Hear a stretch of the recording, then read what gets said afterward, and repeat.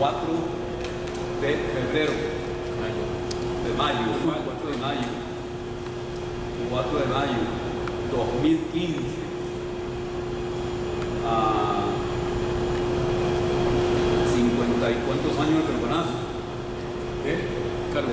del carbonazo, que fue en el 62, ahí está, el libro del carbonazo.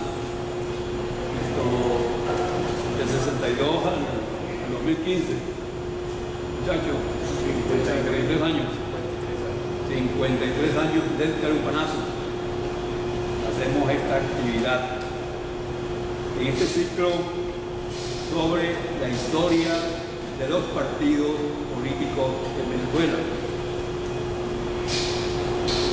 Corresponde en esta oportunidad conversar sobre la historia del Partido Social Cristiano COPEI, o lo que es igual, desde el 2007, el Partido Popular, cuestión que luego se olvidó y siguió siendo simplemente COPEI, que mucha gente no sabe qué significa, el Comité Organizado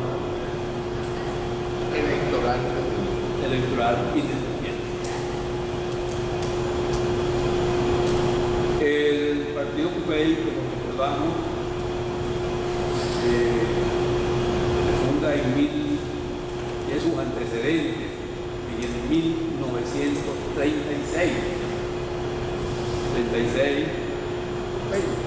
Cuando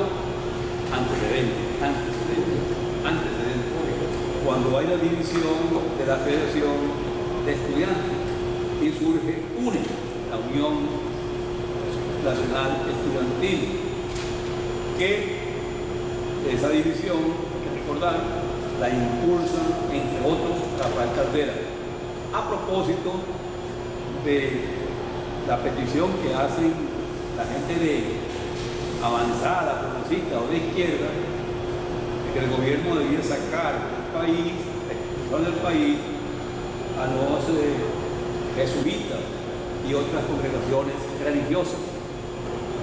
Comienza allí un cuerpo de diferencias sensibles, notables, que hacen posible esta división. Caldera, que es un hombre nacido en el 1916, que es un veinteañero, está pues todavía en las lides estudiantiles. Una federación de centro, una federación estudiantil que tiene como líder a Jóbito Villalba y a Eduardo Gallego Mancera. Eduardo le entrega la presidencia a Jóbito Villalba en el propio año 36. Esto está narrado en mi libro con Eduardo Gallego Mancera, por cierto. Él narra todos estos episodios del año 36. Ustedes saben que Eduardo es un hombre que mantiene que quien no conoce el año 36 no puede examinar la política venezolana. Creo que en alguna parte le asiste la razón. Bien, el hecho es que esto nos parece importante recordarlo. ¿De dónde viene Caldera? Caldera no es un hombre del 28, como la gente piensa. Caldera es un hombre de la política, lo que he llamado la generación del 36, que otros han hablado del 38, en fin. Esto es móvil, estos asuntos de las llamadas generaciones. De hecho es que este movimiento estudiantil, este odio estudiantil, a cuyo frente está un hombre en lo político como Caldera, se va a proyectar y se convierte en un grupo electoral, acción electoral. Posteriormente, en el 38, en el 48 no, Caldera a la hora del golpe de los militares con Acción Democrática en 1945, ese muchacho que divide a los estudiantes estudiantes y crea su propia federación, la UNE, este muchacho, y esto es fundamental, que es a la hora del golpe bien visto por los adeptos y en especial bien visto por Betancourt como un demócrata.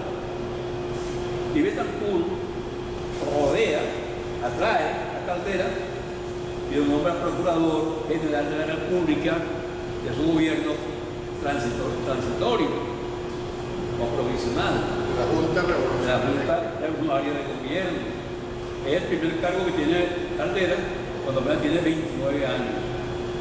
En este momento es cuando Caldera se da a conocer nacionalmente como una figura política. Estamos en el año 46. Pues bien, 45-46. Allí, en el momento electoral de Caldera, se desarrolla para participar en las elecciones por y para la constituyente. Bien, en este momento es interesante porque hay que empalmarlo con acciones posteriores. Caldera simplemente no fue enemigo del golpe del 45, no fue enemigo.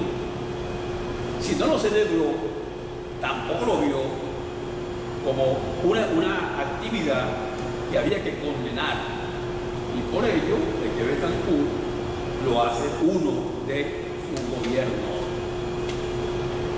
Eso hay que verlo, hay que recordarlo, que en ese momento Caldera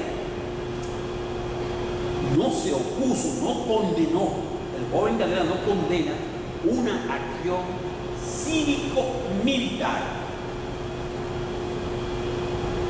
Hago de inmediato la relación, sobre algunos minutos sin embargo, lo repetiré, es decir, en 1992 Caldera no condena el movimiento cívico-militar, y no solamente no lo condena, sino que junto con los notables, el otro gran notable que encabeza es el doctor Arturo Uslar Pietri, y otro notable que es más bien orquestador político, que es José Vicente Rangel, están inmersos en aquello, inmersos en eso que se llama la acción golpista. De modo que el discurso de Caldera en la tarde del 4 de febrero del 92 no es casual ni emocional, no, completamente en la onda de la posición que estamos dando. Hago esta relación porque es un momento importante, que no solamente fue una entidad electoral, sino que no condenó en un primer momento y en un segundo momento, según testimonio del propio Hugo Chávez, estuvo ligado a las acciones conspirativas contra Carlos Andrés Pérez. Pues bien, la cuestión no queda en el 92. Esto se va a expresar más claramente en el 93. En el 93, cuando comienza toda la refriega contra Carlos Andrés Pérez para la defenestración, y se logra esta defenestración en el mayo del 93. En el mayo del 93. Pero lo más importante va a ocurrir cuando se presenta el escenario de para la segunda presidencia de Caldera, que es el año de 1967. Se crea su candidatura. Caldera se separa, ya está separado de Copey, se separado de Copey, a propósito de las primarias que designaron candidato a Álvarez Paz y Caldera, simplemente arma tienda propia, convergencia popular. Señores, esto es un momento interesante, es muy interesante este momento, porque creo que es uno de los tiempos modales, claves de este partido. Digo entre paréntesis que es un partido, y ustedes me van a corregir, que es un partido que habrá que reflexionarlo, como otros partidos, a propósito de la acción de un hombre. Acción Democrática no está sin Rómulo Betancourt, URD no está sin Villalba, Caldera no está sin Copey, no está sin Caldera. El Partido Comunista original no es nadie sin el señor Machado. Ahora, es interesante ver cómo Betancourt se acerca a Caldera y se acerca a Villalba y comienza a darles beligerancia. Los lleva a Nueva York, hace el pacto de Nueva York, que después va a trabajar, a tratar o a afrontar como pacto de punto fijo.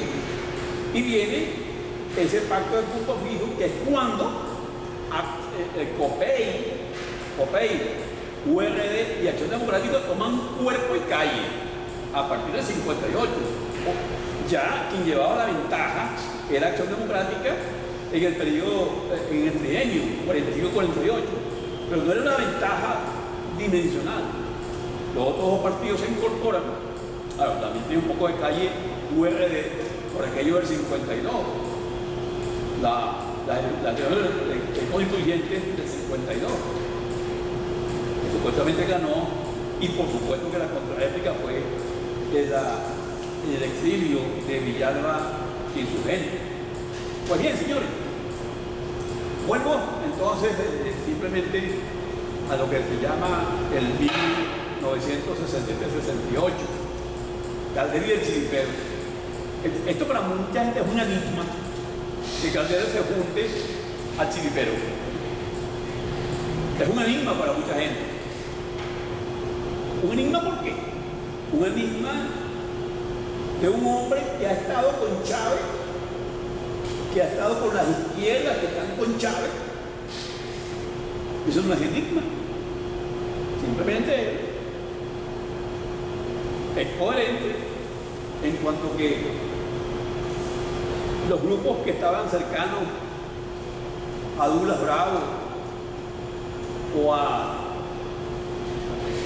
Matancero, o a Bandera Roja, Matancero es Maneiro, o a Café, todos esos grupos, el MAS, todos esos grupos, el grupo del MAS, todo eso va a ser Chiripero, que estuvieron inscritos en el proyecto chavista inicial del golpe, que son los que Caldera ahora convoca como Chiripero. Es decir, que no es nada casual lo que hace Caldera. Y mucha gente no se lo ha explicado. Esas son las ventajas que tiene Caldera de haber estado cerca de un hombre como Chávez. Y creo que en el interno de Copey, esta es una materia que se ha debatido muy poco. Nosotros, en la cátedra, desde el 1998, hicimos esta relación. Nunca nadie nos ha desmentido.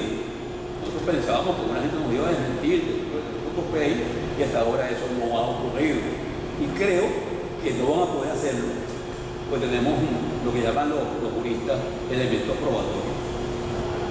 Pues bien, señores, Caldera con Chiripero, sin embargo, por supuesto, viniendo del vacío, que no voy a explicar ahora, pero lo he explicado muchas veces, del vacío 89, de ese vacío político 89, Caldera en ese vacío no puede superar la crisis y comienza el gran hundimiento, o prosigue el hundimiento venezolano. un hundimiento que con el triunfo de Chávez en el 99, 98-99, se profundiza más y que miran dónde nos tienen el día de hoy. En todo este periodo, desde los años 40, 46, 47, hasta el día de hoy, Copey ha sido un actor fundamental de nuestra política, más en el último tiempo, sobre todo a partir de la separación de Caldera, parece como que sí, a Copey se hubiese cerrado una puerta y que hubiese comenzado entonces lo que llamaríamos la decadencia de Copey, la profunda decadencia de Copey. Por ello, cuando nos planteamos estudiar y reflexionar sobre la historia de Copey, nos preguntamos, Copey, un partido anclado en el pasado o con miras futuras de poder, ¿hacia dónde va hoy? ¿Hacia dónde va hoy Copey? ¿Es Copey hoy un partido con posibilidades de poder? O como dice el adversario, ¿volverá Copey? ¿Cómo? ¿Cuándo? ¿Con qué maquinaria?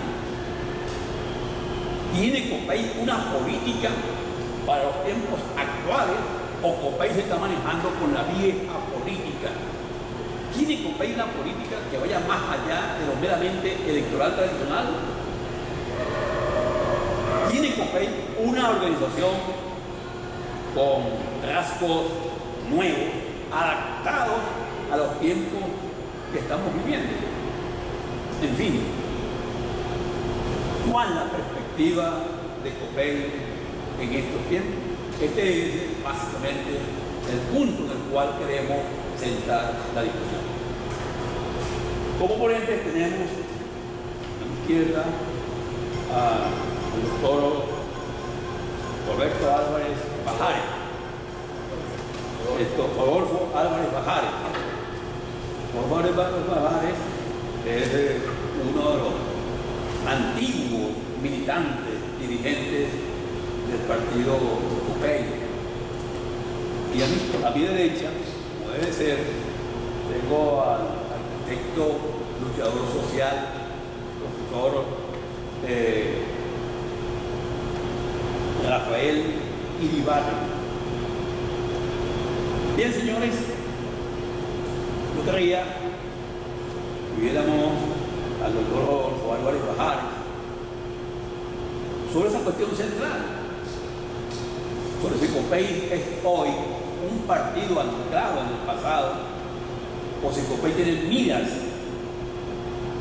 futuras de poder, si Copey tiene hoy perspectivas para hacer una opción de poder o simplemente es un partido que luego de ocupar 3 veces la presidencia de la República, 2 veces con Caldera y una vez con Rivera Cambio, si es un partido que seguirá siendo hoy simple acompañante de posiciones mayores y que hoy mismo,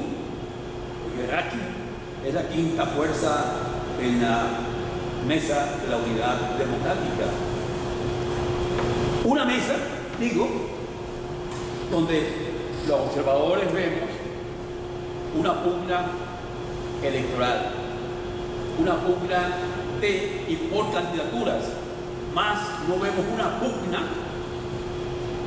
de confrontación de políticas. Que un partido, por ejemplo, el señor Morales diga yo propongo esta política, o que otro partido diga yo propongo esta otra política, y hay un debate de políticas. Ahí no hay debate de política, hay un debate, y creo que los miembros mismos lo aceptan, un debate para repartirse las posiciones electorales. Bien, escuchemos pues, ¿qué tiempo hablamos? Bueno, 15 minutos la primera vez. 24 minutos. 24 minutos. ¿21 minutos? 20 minutos, 15 minutos. Vamos a ver 20. ¿Qué tiempo hablo yo? 15 minutos. Sí, 15 minutos más que suficiente. Conversando. Más que suficiente. Ok, 15 minutos. Habla el doctor Rodolfo Álvarez Pajares. El Paz no me cae mal, ¿no? Es un amigo mío. Gracias, profesor Blanco, amigo, aquí en la UCB, nuestra querida Caracas. La verdad es que el profesor Blanco Muñoz me dejó poco ya. Hizo una disertación muy completa, se documentó bien, seguramente con Rafael Iribarri, que nos chismoseó bastante y le dio bastante datos sobre Copey, ¿no? Pero en todo caso hay muchísimo que hablar, porque es un partido que va a tener 70 años, el año que viene, es mucho lo que ha ocurrido en ese tiempo. Hay algunas cosas con las cuales no comparto ideas con el profesor Blanco Muñoz y con el tiempo la iré desarrollando, porque para eso estamos en una sana democracia. Pero en todo caso hay algunas otras que por supuesto las digo con mucha certeza. Copey nació en efecto el 13 de enero de 1946 como movimiento político electoral independiente. Ya tenía los antecedentes que citó el profesor en la UNE y otras menudencias más típicas de la época estudiantil de los años 36, ¿no? De los 30 y tantos para acá, de los 40. ¿No? Pero en todo caso es el 19 de marzo de 1948, en su tercera convención nacional, cuando Copey nace como partido político. Ahí se aprueba que pasara de Comité Político Electoral Independiente, que se escribía separado, C.O. que eran varias palabras, a que se escribiera todo junto, como hoy en día lo es, Copey, y por supuesto con mayúscula al principio, ¿no? Y ahí nace oficialmente el partido del cual milito, no desde aquel entonces porque estaba muy chamito, ¿no? Pero sí de hace unos cuantos años, de los 50 para acá, 58, sí milito, comencé a militar en la democracia cristiana, en la juventud específicamente, ¿no? Y después con los años, bueno, he pasado toda la trayectoria del mundo en diferentes cargos del partido y en diferentes responsabilidades, etc. Hoy en día ocupo la subcoordinación nacional del Consejo Asesor del partido, que es un consejo que se encarga de como su palabra misma indica, de asesorar a la Dirección Nacional de Copey, que es la máxima autoridad del partido, sobre cuestiones de interés nacional e inclusive cuestiones de interés interno.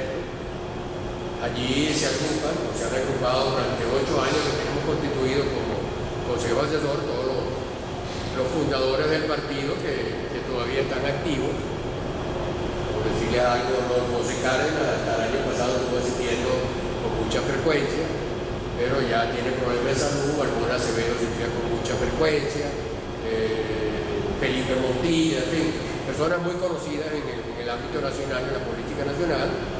Todos los lunes, primero los martes y luego los lunes, nos reunimos allá en la Casa Nacional de Copey, que está en el bosque, a las 8 de la mañana, de 8 a 10 y media. Y como decía el profesor, nosotros comenzamos a las 8 de la mañana, haya 1 o 20 personas. Pero en eso somos cruciales, porque hay que enseñar al venezolano a ser cumplido con los horarios. Y en eso nosotros, muy bien. Y hoy en día nos actamos de decir que a las 1 minuto para las 8 ya hay 15, 16 personas. Después se va a un promedio de asistencia está en 29, 30 personas, que es bastante bueno para un partido político y para la situación actual, que la gente tiene tantos compromisos que cumplir para la subsistencia diaria, ¿no? Así que bueno, pero en todo caso, Copey ha tenido una trayectoria muy larga, ha tenido todas las convenciones nacionales que se pueden imaginar. En cada convención se transforma en su estatuto, y no puedo negar, y en eso coincido con el profesor Blanco Muñoz, la influencia básica, elemental que tuvo Caldera en la vida nuestra. Yo me uní a Copey en el año 58, estaba recién llegado del imperio en aquel entonces, que estaba de moda cuando Pérez Jiménez que mandaran a los estudiantes venezolanos al exterior. Yo estaba en una academia militar, entonces llegué en febrero del 58 regresé a Venezuela y bueno, y en un meeting en la Plaza Oleares, allí en el Silencio, yo oí a Caldera la primera vez, era un chamito de 17 años, me emocioné y desde ese entonces me uní a la democracia cristiana. Así que son largos años en esta lucha, como señalé antes, pero en todo caso Caldera sí ha tenido, y sería incuestionable negarlo, una influencia muy marcada en la vida de todos los copillanos, de todos los socialcristianos y de mucha gente en el país también. Su influencia llegó básicamente, ahí corrido al amigo Blanco Muñoz, hasta 1987, hasta agosto de 1987, en una convención nacional extraordinaria que hubo en el Poliedro Caracas, al cual yo, por supuesto, asistí también en ese momento, donde se iba a elegir el candidato presidencial para los comicios del año 88, donde salió electo, por supuesto, Eduardo Fernández como candidato. Los contendores en ese momento eran Caldera, Aristides Bullón y Eduardo Fernández. Bueno, por una cifra de 84% contra el 15%, porque el otro candidato se retiró, ganó Eduardo Fernández la convención, y obviamente eso molestó muchísimo al presidente Caldera, a Rafael Caldera Rodríguez, y allí nos dio un discurso que fue histórico, ahí nos regañó, en otras palabras, nos regañó de una forma muy dura, y yo salí muy desilusionado, como salimos mucho, porque nos dijo que él pasaba al retiro, y que bueno, nos dio a entender que con el tiempo nosotros lo íbamos a buscar a él. Cuestión que nunca pasó, porque todos somos profesionales y todos seguimos nuestra vida. Eso más bien molestó a muchos copellanos en lugar de hacernos recapacitar, ¿no? En todo caso, desde ese entonces Caldera ya no tenía una influencia marcada en el partido. Sí tenía algún grupo que todavía, no voy a decir que no, que todavía lo favorecía, con cuestiones personales, con admiración personal, etc. Pero ya institucionalmente había perdido su poder político dentro del partido. Así que duró 41 años la hegemonía de Caldera, del año 46, cuando nació el COPEI como Comité Organizador Político Electoral Independiente, hasta el año 1987. Después ya sabemos la historia de Caldera, que el profesor la citó muy bien. Se pasó al retiro, no colaboró en nada con la campaña electoral de Eduardo Fernández, que yo me la mandé todita. Yo en aquel momento era asistente directo de Eduardo Fernández, porque Eduardo Fernández era el secretario general de COPEI, yo había salido del gobierno de Luis Herrera y él me llamó a que fuera su asistente ejecutivo. Ya tenía años con Eduardo recorriendo el país, inclusive parte del exterior, que viajamos muchas veces juntos. Eduardo Fernández, por supuesto, como todos sabemos, lamentablemente no ganó la elección del 88, la ganó Carlos Andrés Pérez. Pero en todo caso, ese reconcomio, utilizando una palabra de Luis Herrera, le duró a Caldera toda la vida, recordando siempre esa reunión de agosto de 1987. Y cada vez que tenía oportunidad de un discurso público, él recordaba ese hecho, ¿no? De que a él lo habían puesto a un lado, no sé qué más, y que él no se había ido, sino que lo habíamos puesto a un lado. No, él fue el que se fue, perdió la convención. Bueno, lo lógico era que reconociera su derrota y listo. Pero en todo caso no fue así, y el tiempo nos dio la razón a nosotros. Así es que yo no estoy muy de acuerdo con una de las aseveraciones que aquí dice que COPEI dependía 100% de Caldera. Sí dependimos mucho, pero 41 años. Del año 87 para acá, el partido, sobre todo en la mano del delfín principal, que es Eduardo Fernández, tomamos vuelo propio y nos olvidamos de Caldera, porque inclusive hicimos muchas reuniones de trabajo, análisis político. No, bueno, vamos a seguir con ese trauma de Caldera en la cabeza. Caldera ya se fue, como está claro, nosotros no necesitamos a Caldera. El que se fue, bien ido. Y eso fue lo que pragmáticamente decidimos, un grupo de dirigentes que apoyamos a Eduardo Fernández para su campaña del 88. Así que bueno, después Caldera fundó su partido Convergencia en 1992 para las elecciones del 93, cuando hizo esa mezcolanza de gente de la izquierda, a quienes él había adversado, quienes ellos a su vez lo habían adversado a él, hicieron una melcocha allí poco explicable desde el punto de vista político, pero ocurrió. Históricamente ahí está el hecho de que ocurrió lo que se llamó el fenómeno del chiripero, que después lo agarraron como publicidad y había una propaganda que me parecía una pila de cucarachitas y todo, sí, y vendían cositas y afiches y todo el chiripero. bueno, como ustedes saben, Caldera ganó esas elecciones, lamentablemente no fue el mejor gobierno. En ese gobierno participó muy poco Copellano, eso no se puede decir que fue un gobierno. El segundo gobierno de Caldera no se puede decir que fue un gobierno social cristiano, fue un gobierno de Rafael Caldera Rodríguez, de la gente de izquierda que lo apoyaron a él. No sé, no estoy totalmente de acuerdo con alguna de las aseveraciones que también decía el amigo Blanco Muñoz sobre esa gente de izquierda, porque yo creo que era gente muy honorable y que bueno, que sencillamente creyeron que Caldera se había convertido a algo diferente a lo que era.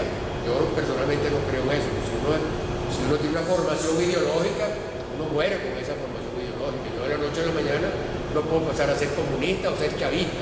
Bueno, prefiero pegarme un tiro. Si yo he sido formado en un dogma político y creo firmemente en él, hasta por una cuestión de principio, yo no puedo, vamos a decir, militar en otra causa diferente a la que toda la vida he militado, ¿no? Así que en todo caso, bueno, Caldera hizo un gobierno muy malo. Repito, fueron muy pocos los copellanos, por lo menos conocidos, que colaboraron con él. Tampoco los llamó. Tampoco era, en lo personal, debo decirlo, ¿no? Era un poco soberbio, todo el mundo sabe eso. El presidente Caldera, pues, era un hombre que tenía cómo serlo, ¿no? La verdad que era un hombre muy preparado, académicamente y políticamente. Era un Müller Pietri más político que intelectual, como lo fue Arturo Müller Pietri, que todos recordamos con mucho cariño, un hombre muy preparado en las letras venezolanas, ¿no? Pero en todo caso, bueno, ese gobierno terminó en el 98 y en el 98 por muchísimos motivos que voy a analizarlo un poquito también, por qué ganó las elecciones Hugo Chávez Frías. Y yo no creo que fue porque, como dicen mucho, bueno, eso es culpa de Caldera, porque Caldera lo indultó y lo perdonó, y entonces él tuvo la oportunidad de no, lo que iba a ocurrir, iba a ocurrir. Eso fue por errores históricos que cometió COPEI y Acción Democrática, los dos partidos políticos, que venían con sus problemas internos, por supuesto, fuertes.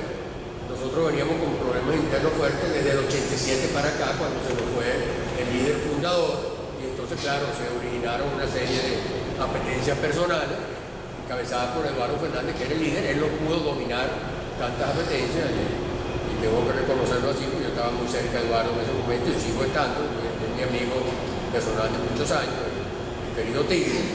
Pero en todo caso, bueno, eso ya es historia. Pero en el caso de que por qué ganó Hugo Chávez Frías las elecciones, no solo fue por esos pequeños errores que venían cometiendo los partidos políticos, que iban causando que la gente se desilusionara de ellos, porque todavía veía como fricciones internas, no veía coherencia, no se resolvían todos los problemas sociales que realmente se podían querer resolver, etcétera, sino que en todo caso la causa mayor de eso fue de que 6 meses antes de las elecciones todavía estábamos nosotros con una candidatura que no era la más conveniente para el partido, fue impuesta también, que fue la de Irene Sáez. Se llegó a decir de que Irene Sáez iba a ganar, que la posible victoria de Irene Sáez era más fácil que tirarle una piedra al piso. Y eso lo dijo una persona a quien admiro mucho, con quien tuve y sigo teniendo enormes y buenos recuerdos, que es Luis Herrera Campos. Yo estaba en el exterior en ese momento, era funcionario internacional de la OEA, me llamaron allá y bueno, no tiene que ver nada con la Cancillería venezolana, ni mucho menos. Yo era funcionario internacional de la OEA, como acabo de decir, tuve 8 años en Washington, algo aprendí allá, y en todo caso, bueno, la situación se puso un poquito difícil en ese momento. Y bueno, vamos a dejarlo allí, porque realmente Irene Sáez ya en los últimos 5 o 6 meses ya se veía que tenía una tendencia a bajar, y por supuesto el cacique de Acción Democrática, el famoso Maturinés, tampoco, Alfaro Cero, tampoco arrancaba con fuerza. Y obviamente había un tercer candidato de la oposición, que era el amigo Enrique Sala Roma.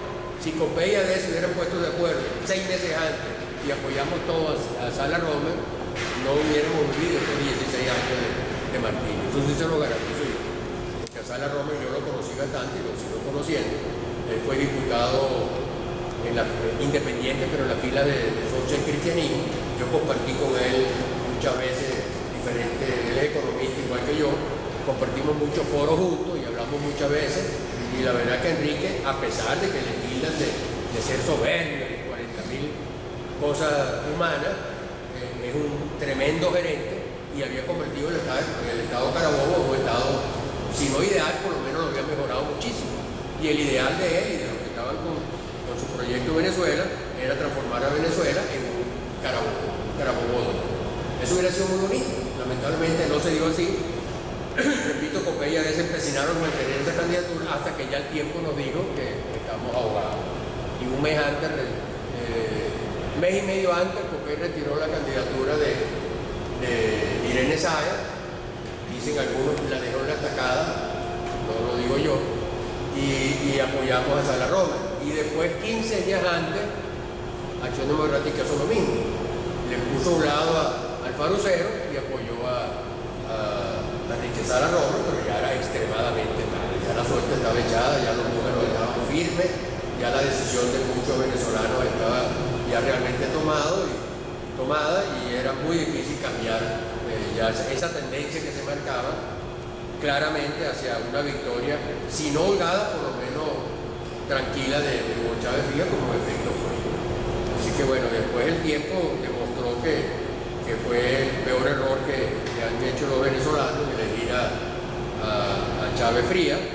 Y obviamente, no sé si, ojalá que haya algunos amigos aquí que estén con Chávez Fría, porque eso es bueno para enriquecer la conversación. Yo sí suelo buscar siempre profesionales de nivel de Chávez Fría, que pertenezcan al régimen, para poder conversar con ellos, pero la verdad es que no los consigo nunca. O se esconden muy bien o no les gusta conversar con nosotros, la gente de la oposición. Pero es sano conversar, pero ellos no establecen diálogo con uno. Así que bueno, ahora Copey ha mantenido durante todos estos años una línea, yo no diría de declinamiento. Sí tuvimos una época que declinamos, te repito, cuando en 2007 se fue Caldera, tuvimos un impacto duro, y luego en los años 2000 también llegado el gobierno que nos dieron duro a Acción Democrática. Copey, Chávez Fría nos mandó de todo, invadieron nuestra Casa Nacional. ¿Qué no nos hicieron a nosotros? Nos perseguían misericordiamente, etcétera. Llegó un momento en que prácticamente la Casa Nacional de Copey, que está ahorita en Cujicito, en la quinta Cujicito en el bosque, esa tuvo casi un año cerrada. No había luz, nos cortaron la luz, nos cortaron el agua, todo. O sea, nos hicieron la vida imposible, a pesar de que se pagaba el agua, pagaba la luz, pero sencillamente una avería.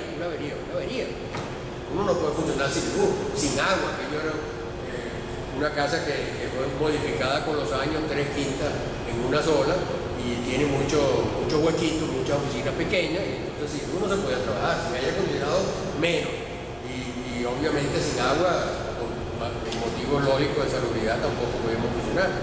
Así que poco a poco fuimos logrando renacer de la ceniza, y puedo decir con absoluta certeza que Copey está levantando vuelo de nuevo. No estamos en quinto puesto, como decía el amigo Blanco Muñoz, estamos en cuarto puesto, que tampoco es una cosa del otro mundo, pero bueno, estamos empatados con un nuevo tiempo. Yo llevo las estadísticas de todas las encuestas, no es que las encuestas sean perfectas, pero por lo menos son una buena orientación de lo que está ocurriendo en la fotografía del momento, como dicen los publicistas. Y las últimas 4 o 5 encuestas que yo he analizado, con los resultados, etcétera, donde buscan la tendencia hacia los partidos políticos, PJ está en el primer puesto de la oposición, ¿no?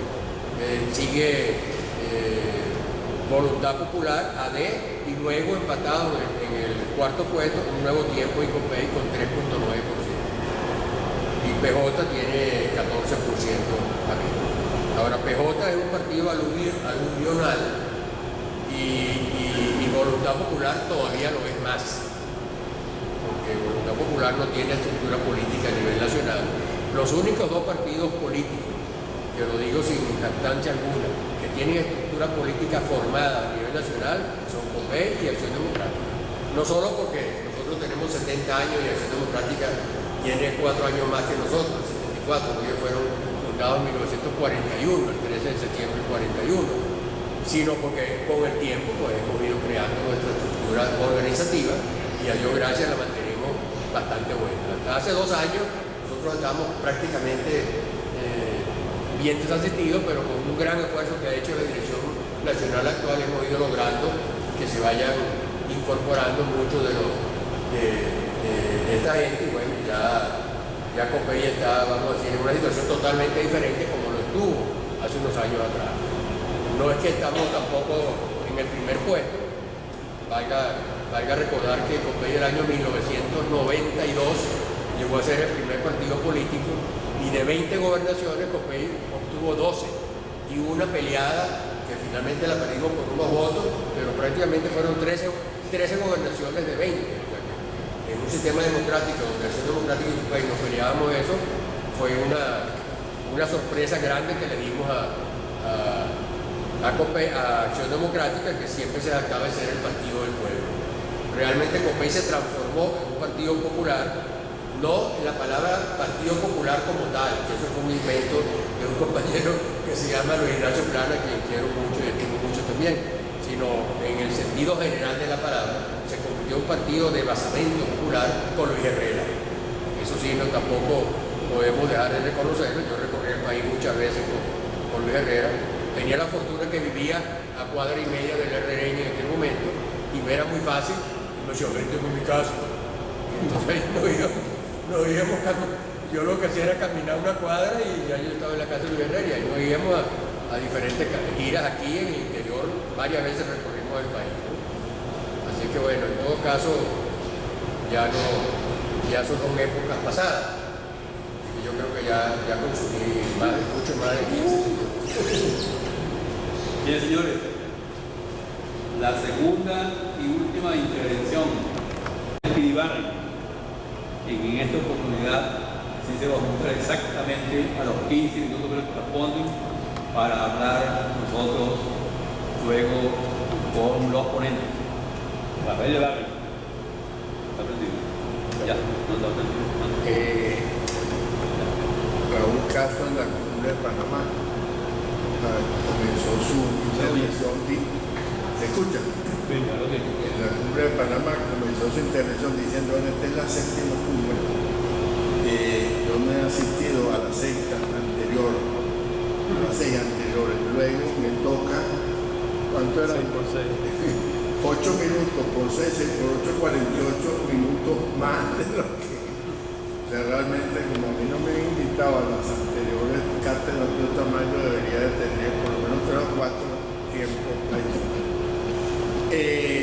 Realmente yo voy a hacer una reflexión partiendo de una idea. Hablar de COPEI, con la diferencia naturalmente del caso, es hablar de cualquier partido en Venezuela. O sea, realmente la situación de COPEI, desde el punto de vista analítico, es la misma que todos los partidos políticos, incluido el chavismo, vive en el país en este momento. O sea, no es nada especial. Claro, la historia específica, lo anecdótico, la historia específica, lo anecdótico, lo circunstancial, son diferentes, aun cuando hay una coincidencia en la historia de COPEI, Acción Democrática y otros partidos, pero en general, tratar de entender la situación de COPEI y dar una opinión, una apreciación, es tratar de entender la situación de los partidos políticos en Venezuela y dar una opinión sobre ese hecho. En ese sentido yo voy a comentar, a tomar como referencia para los efectos de lo que voy a plantear, mi conclusión, mis apreciaciones, a realmente que casi telegráficamente, porque el tiempo es muy corto, 4 o 5 elementos referenciales. Primero, la vigencia de los partidos políticos. Realmente el partido político, una primera pregunta, cualquiera, en el caso de PEI, Acción Democrática, los chavistas, los que fueran, plantean la idea del partido político, uno tiene que preguntarse, ¿realmente está vigente hoy por hoy en la sociedad humana el partido político como mecanismo de relación entre la sociedad y el poder? Yo creo que no. Yo creo que realmente el partido político como modelo de relación entre la sociedad y el poder ya no tiene vigencia. El partido político surge como forma de relación entre la gente, entre la sociedad y el poder, ya en la segunda mitad del siglo XVIII comienzan a aparecer los partidos, se desarrollan bastante ampliamente en el siglo XIX, y el partido político moderno, uno llama el partido político moderno, el partido que teoriza Maurice Duvalier, que hemos conocido nosotros en el mundo, en el siglo XIX y lo que va de es un partido que aparece en el siglo XX ya, con unas características, además con un aporte importante de la concepción leninista de la organización, que la gente se pasa por alto, pero realmente la mayoría de los partidos que uno conoce, incluidos casi todos los venezolanos, son leninistas en cuanto a los principios que rigen las relaciones internas organizativas. En ese sentido yo digo que el partido político como concepto, como modelo de relación entre la sociedad y el poder, primero surge en un momento histórico de la humanidad occidental, atlántica, no es universal, cuando todavía la sociedad tenía una estructura muy simple, una élite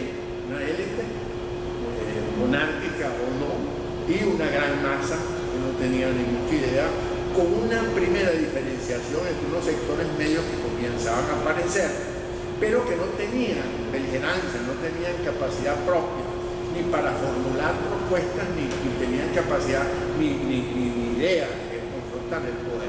Ahí aparecen las élites de un sector y otro, etcétera, etcétera. El partido comienza a ser el que representa a un sector, de la sociedad. Después, cuando en la sociedad occidental se va desplegando en clases sociales y sectores sociales, van apareciendo partidos políticos, pero partidos políticos que van representando, a medida que la sociedad se va desplegando internamente en clases, en sectores sociales, van representando a uno u otro. Y en ese sentido aparece el partido monárquico, el partido de los comerciantes, el partido lo que puede pensarse que es un partido moderno. O sea, yo diría que la primera estructura partidista que aparece, que se puede considerar como un aporte importante al partido moderno, son los partidos obreros, que son verdaderos partidos, porque fue cuando comienza la clase obrera a desarrollarse en el marco de la primera revolución industrial en Inglaterra, en Alemania, en Francia, los obreros estaban sometidos a relaciones terribles, absolutamente terribles, y que los lleva a la conclusión de organizarse como partido. Y son los primeros partidos que se conforman. A partir de eso, claro, los empresarios, los comerciantes, los burócratas, los sectores, los empresarios del agro, etcétera, etcétera, de la agricultura, del campo, etcétera, van formando su partido. Esto es muy importante. ¿Por qué? Porque uno habla de los partidos, sí, ¿qué representa el partido? Obviamente, un partido obrero representaba a la clase obrera, o a un sector de la clase obrera, pero había un sector que representaba a los comerciantes, un sector que representaba a los profesionales, los artesanos, etcétera, etcétera. Eso es muy importante. ¿Por qué? Porque a estas alturas el desarrollo de clases, la diferenciación interna de las clases sociales en general en el mundo, especialmente en el mundo occidental del cual formamos parte, prácticamente no existe. ¿Cómo se define hoy una clase social? ¿Cómo se define cuál es la clase obrera? ¿Cómo se define cuáles son las clases medias? Las clases de los artesanos. No existe, hoy por hoy no existe esa diferenciación de clases. Y por consiguiente, la expresión o sea, la representación de esos sectores y de esas clases no es posible imaginarla. Y lo vamos a ver y lo estamos viendo nosotros hoy por hoy en nuestra experiencia, y es una experiencia. Y se puede ver en general cuando uno observa la relación, la situación de cualquier política de cualquier país. Mi primera referencia es la siguiente: hoy por hoy el partido político como mecanismo de relación, de vínculo, transición, como de intermediación, que es como se ha presentado entre la sociedad y el poder, no tiene límites. No tiene límites. Como lo que fue y lo que ha sido en el siglo XX y fue a fines del siglo XIX y XX. Y eso es bien importante, ¿no? No hay élite, pero nosotros estamos viviendo una sociedad sin élite. O sea, la idea de la vanguardia, la idea de la élite, la idea de la dirección, son ideas absolutamente circunstanciadas, absolutamente relativas. En ese sentido, la pretensión de un partido, formar un partido, uno tiene que preguntar, pero ¿a quién representa ese partido? ¿A quién representa ese partido? O sea, porque estamos hablando de representatividad y estamos hablando obviamente no de una organización que se articula para asaltar el poder, qué sé yo, por la vía de la lucha armada, por ejemplo. No estamos hablando de eso, estamos hablando del partido político que entra en una dinámica de relaciones en un contexto social en función de llegar al poder de acuerdo a unas normas, etcétera, democráticas, etcétera, etcétera. En ese sentido, la base es la representatividad. Pues, ¿a quién representa? ¿Sobre qué base alguien, un grupo político, del que sea, pretende ser representante de un sector de la sociedad? ¿Cuál es ese sector?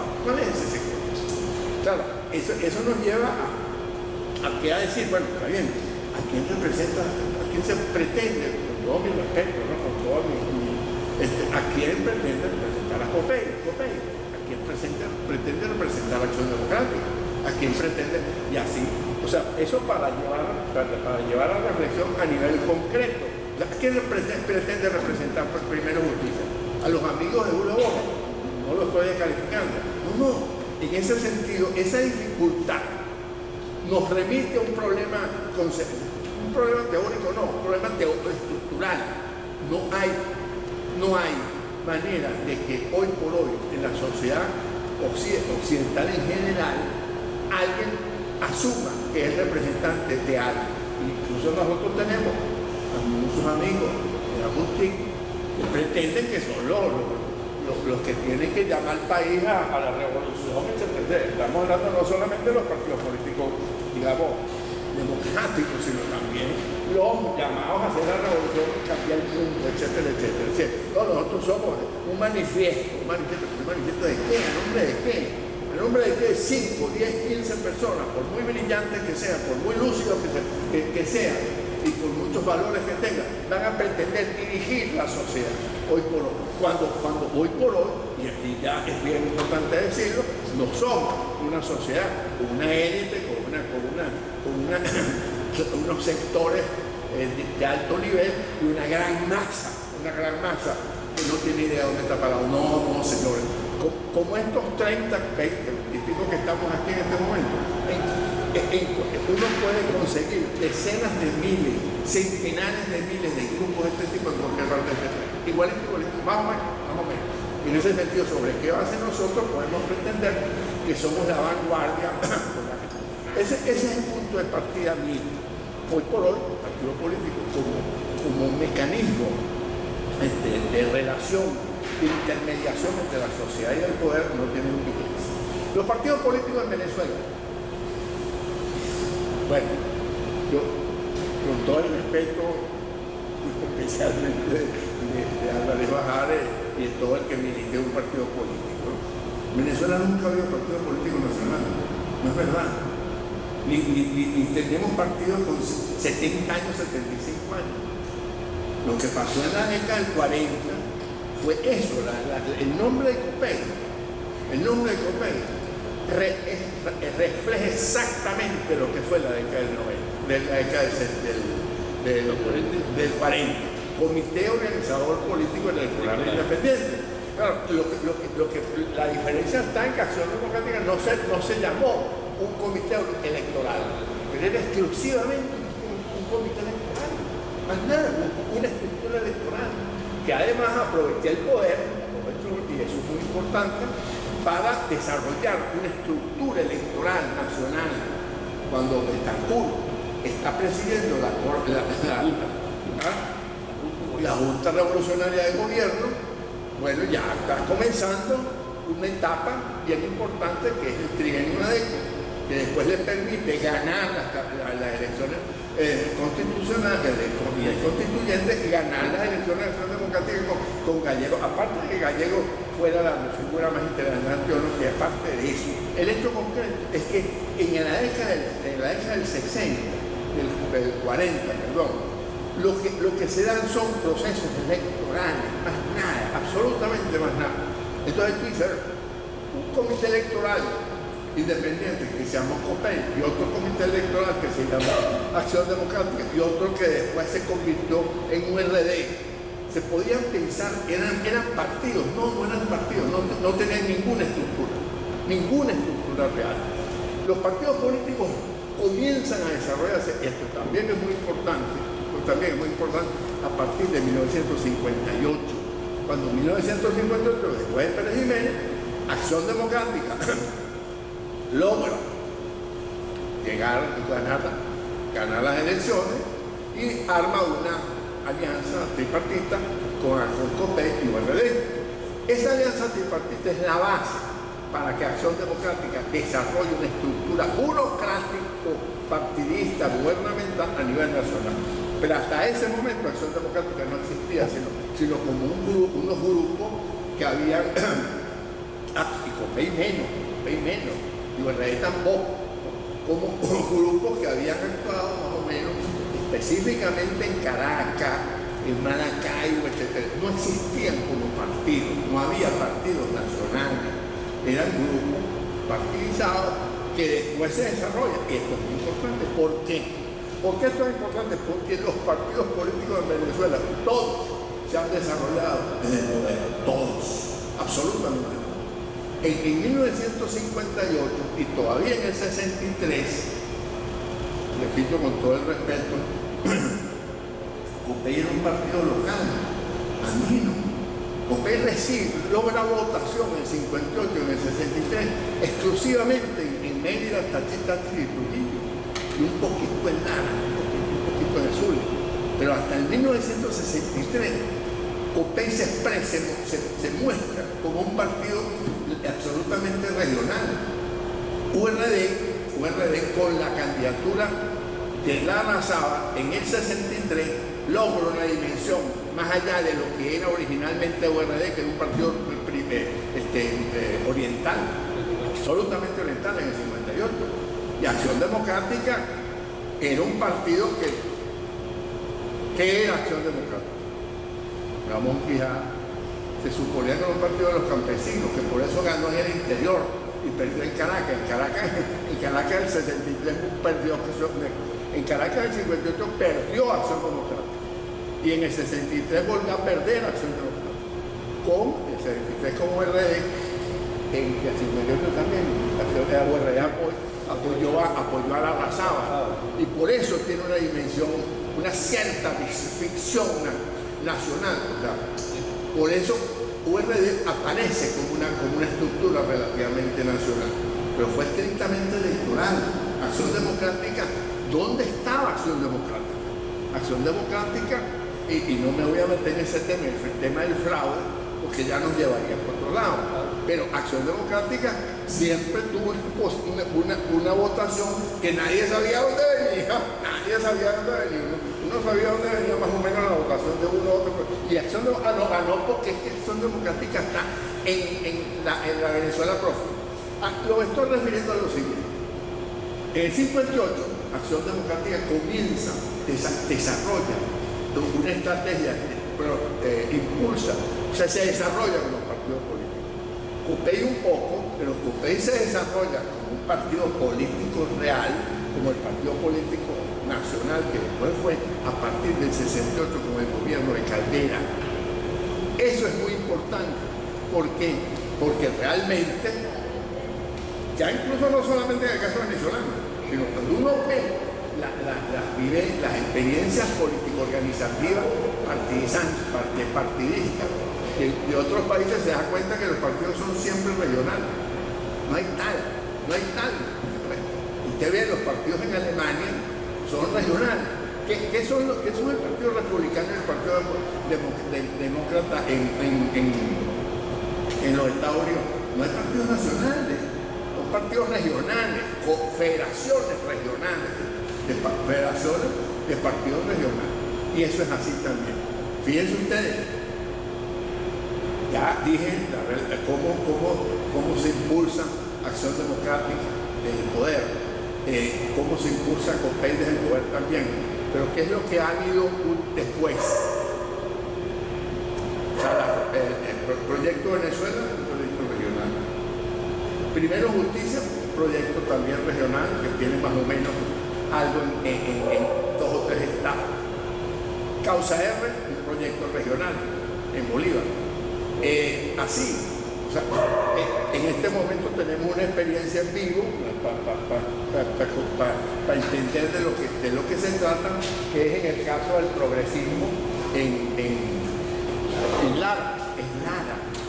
Y cuando COPEI se reconstruye en el 87, se reconstruye sobre base de ¿qué? La gobernación de Enrique Mendoza y Miranda. COPEI tiene un impulso ya después del chavismo, después del 93, con la gobernación de Enrique Mendoza.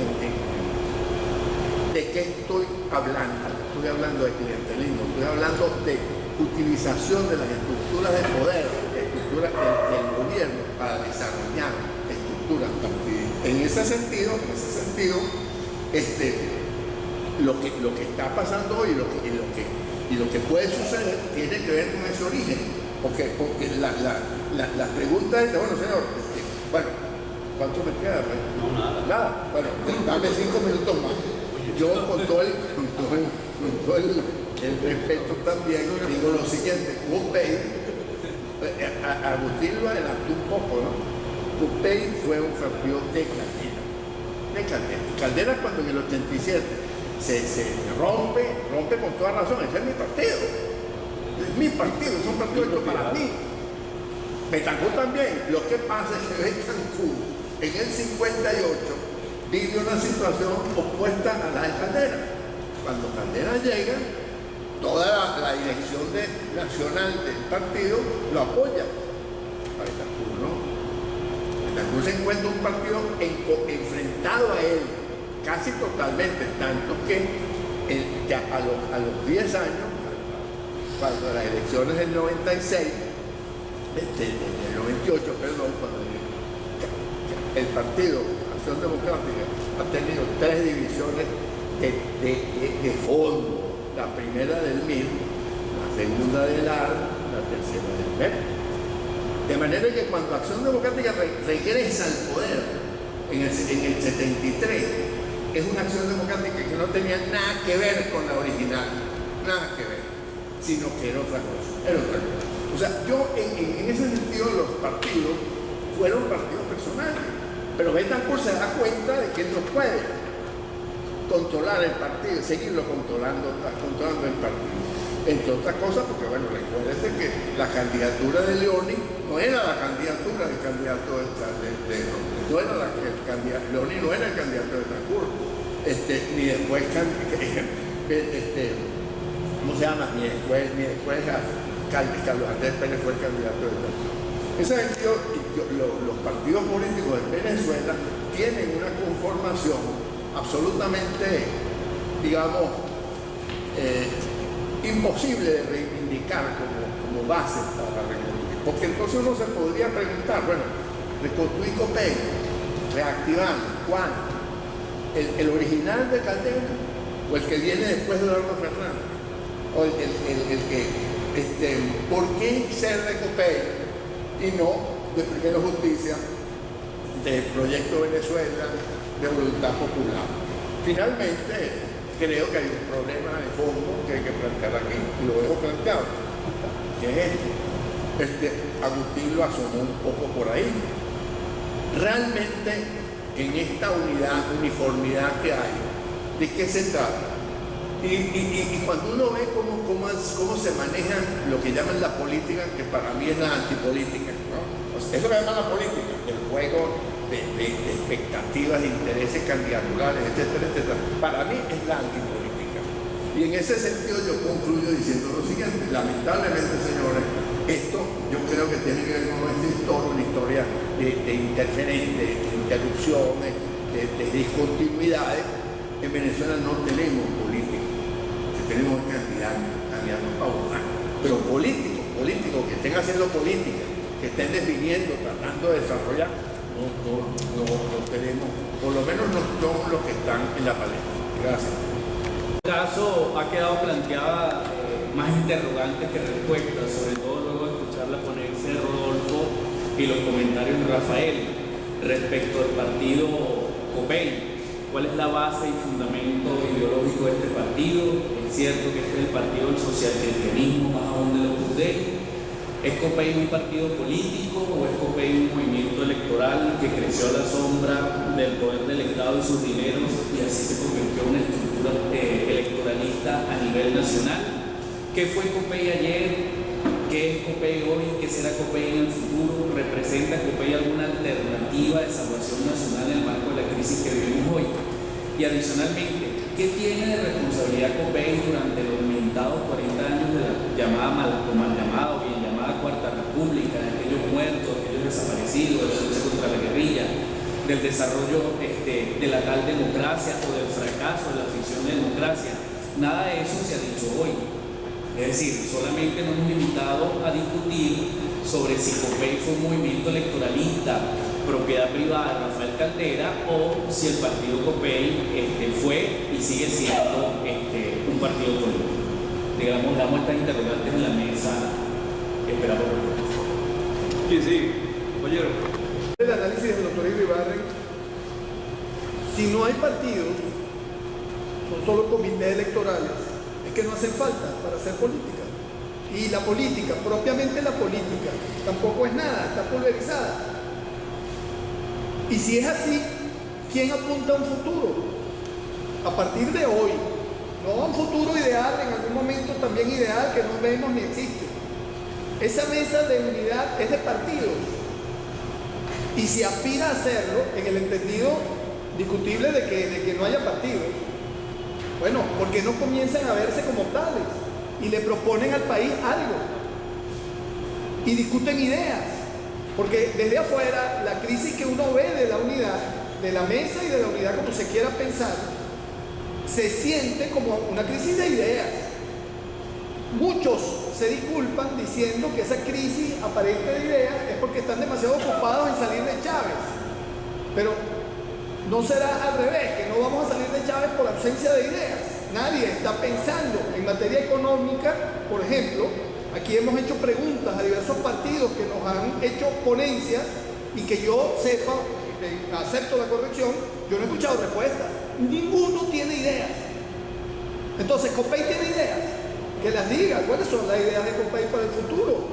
No puede ser que, bueno, porque nos pulverizó Chávez. Eso es una respuesta. ¿Para qué país? Entonces no sé si dejo mi... Felicito porque yo era en los 80 cuando estudiaba en el bachillerato, era un lector ahí todos los domingos del suplemento cultural de Últimas Noticias, que de verdad que nos hace falta a todos los lectores de los domingos. Entonces las preguntas son las siguientes: no hay forma de que los troncos regionales de los ideólogos del socialcristianismo, el caso de los Romer allá en Carabobo, el caso de la gente de Primero Justicia, el caso de usted, que me gustaría que nos hiciera un breve recuento de la contradicción entre usted con COPEI, con sus proyectos. Y la otra es que si no hay forma de fusionar a Primero Justicia, a COPEI con con voluntad popular, etcétera, etcétera, etcétera, incluyendo los seguidores de la teología de liberación, que son los troncos que se llaman social cristiano, o sea, socialismo cristiano o socialismo de la iglesia. Y la última pregunta es si COPEI es el personalismo latinoamericano tradicional hecho realidad en el siglo XXI. Empezado lo que terminó el profesor Rivera sobre lo de la política. Realmente no se hace ni se ha hecho política en este país.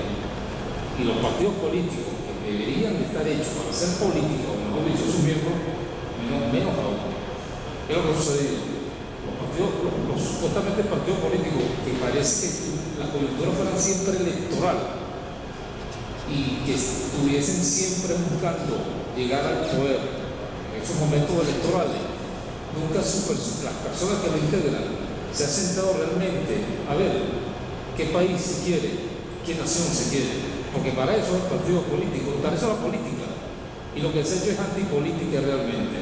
Entonces fíjense lo siguiente: los partidos políticos son esenciales para la democracia.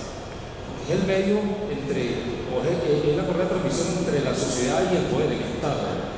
Pero lo que sucede es que mientras los que integran los partidos políticos vean a la política como una negociación para lucrarse personalmente y como el partido como medio o franquicia para llegar al poder y obtener ese dinero o ese tesoro público, nunca llegaremos realmente a que la nación se pueda consolidar y se pueda desarrollar. Por lo tanto, todos los partidos políticos, inclusive COPEI y todos los demás, deben de sentarse internamente a hacer una introducción y por favor realmente aterrizar y empezar a hacer política para desarrollar nuestro país en los próximos 22 años.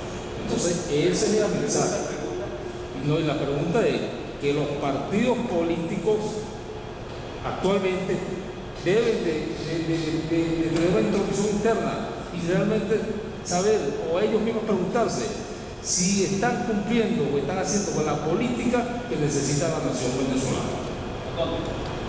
Pues podríamos llegar a la conclusión de que si todo esto se dio a movimientos netamente electoralistas, bueno, por esta población, la MUD, que viene siendo una especie de cofradía electoralista, justificaría pues todavía su existencia. Yo en realidad discrepo que los partidos políticos tengan que representar a algo o a algún grupo en particular, como si se tratase de corporaciones medievales. O sea, que no se trata de representar a los plateros o representar a los herreros o a los campesinos. No, aquí son partidos políticos nacionales que tienen que hacer propuestas nacionales, no representación de una particularidad de un sector o una clase. Esta vez convengo algo con Rafael cuando en la sociedad moderna es muy difícil establecer la diferenciación de clases, muy difícil, porque también ha habido una deposición de la gente en diferentes estratos sociales a una mayor y más amplia formación intelectuales. La pregunta, yo tendría dos preguntas. Una, el partido COPEI, el partido nacional, tiene un proyecto país. Hemos escuchado muchas veces a Eduardo Fernández hablar de esto, como para proponerle al país un proyecto país que tenga que ver con el desarrollo, con el progreso de la nación. Y dentro de ese proyecto país, con una visión a 50 años o más, un proyecto, una visión tiene que ser de largo alcance, tiene que ser de largo aliento. Entonces ahí sí podría aglutinar los esfuerzos y el respaldo de muchísimas personas, independientemente de su situación social. Lo otro que yo quería mencionar es lo siguiente. Miren, difícilmente podemos decir que nosotros en este momento vivimos en Venezuela en una democracia. Entonces la MUD, como cofradía electoralista, con un Consejo Nacional Electoral que sabemos cómo ha sido electo, incluso en los últimos casos de los últimos rectores fueron hechos al margen de la Constitución Nacional, con un sistema electoral que está completamente viciado de la A hasta la Z, comenzando por el registro electoral permanente, pasando por la máquina bidireccional y un larguísimo etcétera que no vamos a detallar aquí en este momento porque lo hemos hecho en otras intervenciones. Es muy difícil realmente buscar una solución nacional a través de la parte netamente electoral.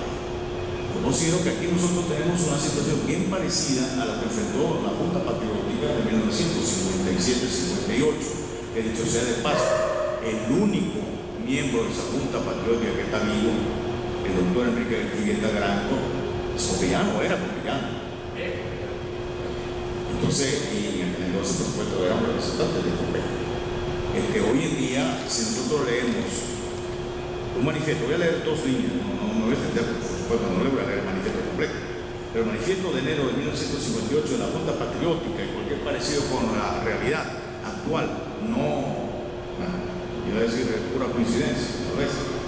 La Junta Patriótica es un llamado a todos los sectores de la colectividad, civiles, militares, estudiantes, sacerdotes, industriales, comerciantes, obreros y periodistas para permanecer unidos en acciones conjuntas hasta lograr la victoria final. Y concluyen con estas arengas: pueblo y ejército contra la usurpación, por la defensa de la Constitución ultrajada, por el respeto a los derechos ciudadanos, por amplia amnistía y libertad de prensa, contra el atropello, las persecuciones y los asesinatos. La libertad se conquista, no se mendiga. La Junta Patriótica. Muchas gracias. Doctor Álvarez Pajares. Yo he tenido chance de visitarlo en su casa y me ha impresionado enormemente ver una foto grande de Rafael Caldera. Para mí, el hombre que lo creó, lo impulsó y lo destruyó completamente. Eso no es algo altamente controversial dentro del mismo partido. Gracias. Mi pregunta es bien concreta. Una duda que tengo respecto a una información que debo confesar, no estoy completamente informado. Y se da lo que fue la solicitud por parte de Podemos al Consejo Nacional Electoral de la ilegalización del partido Copé o de que no participase en las elecciones que vienen. Entonces, usted estaba planteando que se encontraban más preparados y más fuertes que antes, pero ¿cómo es la situación respecto a esta solicitud de Podemos y la respuesta del CNE? ¿Cómo se lleva eso? ¿Cómo ocurrió? Gracias. Nosotros el pasado. El elemento más importante de lo que estamos viviendo ahorita precisamente por la antipolítica. En la mente de la mayoría de los venezolanos se sembró que no teníamos política y que los que existían eran corruptos, bandidos, etcétera, etcétera. En la reunión pasada de la cátedra Pío Tamayo, que nuestro querido profesor invitó a la gente de Primero Justicia, me dio lástima el panel que nos trajeron. 2 muchachos que apenas son estudiantes y un gordo que parecía una danta que yo creo que debe estar metido entre los probables diputados para que vaya a dormir a la Asamblea Nacional, porque no hay otra manera de ser. Yo creo que si esta cátedra se respeta, tienen que mandar individuos con realmente de altura moral, ética y profesional, y con algo que sembrarle a esta distinguida asistencia a audición que tenemos acá. La desgracia que estamos viviendo parte también de la cobardía de los viejos políticos de nosotros que por más de 40 o 50 años dedicaron su vida a la política y a sembrar la libertad en medio de la paz y la democracia con todas las imperfecciones que tenían. Se retiraron a sus cuarteles de invierno y le entregaron el país a una generación de relevo que no se merecen el cargo ni el puesto que tienen hoy en día porque no tienen formación, no tienen experiencia y no tienen coraje. Apartando la participación que tuvieron los estudiantes en febrero del 2014, que realmente, yo lo dije en la reunión pasada, por la cobardía de Enrique Capriles, que los mandó a retirar porque él no se cogía acá. Yo en esa oportunidad lo digo y lo voy a repetir ahora. La Constitución Nacional establece en el artículo 333 y 350 la manera como se puede salir de un gobierno que haya violado la Constitución o que haya pateado el Estado de Derecho, de justicia y libertad que tiene que existir en una democracia. Eso no es ninguna ataque.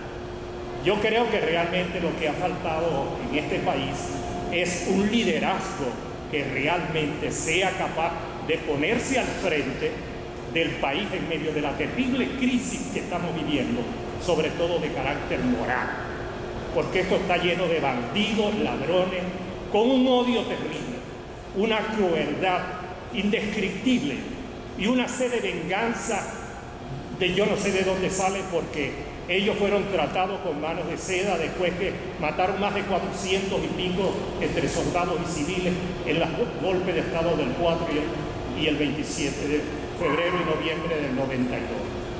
Yo creo que realmente ideas sí existen y el deseo de salir de esto también existe. Lo que no tenemos es un liderazgo que se pueda poner al frente y hacer un llamado. Para terminar, yo quiero decir una cosa, y lo he puesto en algunos de mis escritos, no en esto.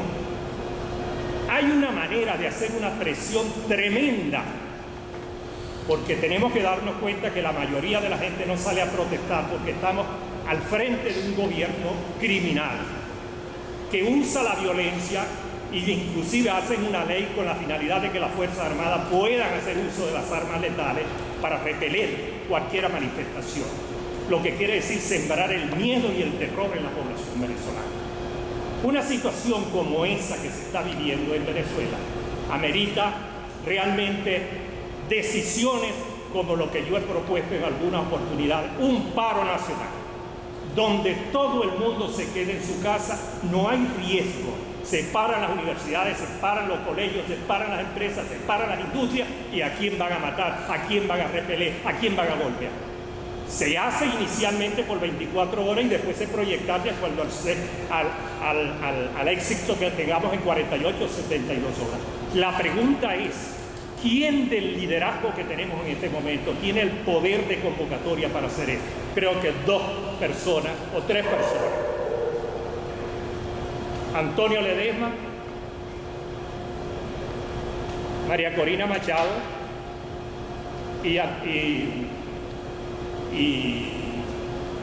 ¿cómo se llama? El que acaba de operar, que estaba... Y Antonio Ledesma, sí. Y Leopoldo López. Yo creo que son los únicos, pero no tienen un partido que realmente le haya dado o estén incentivados para hacer una proclama o un llamado de esa manera. Gracias, profesor. Sí, es la palabra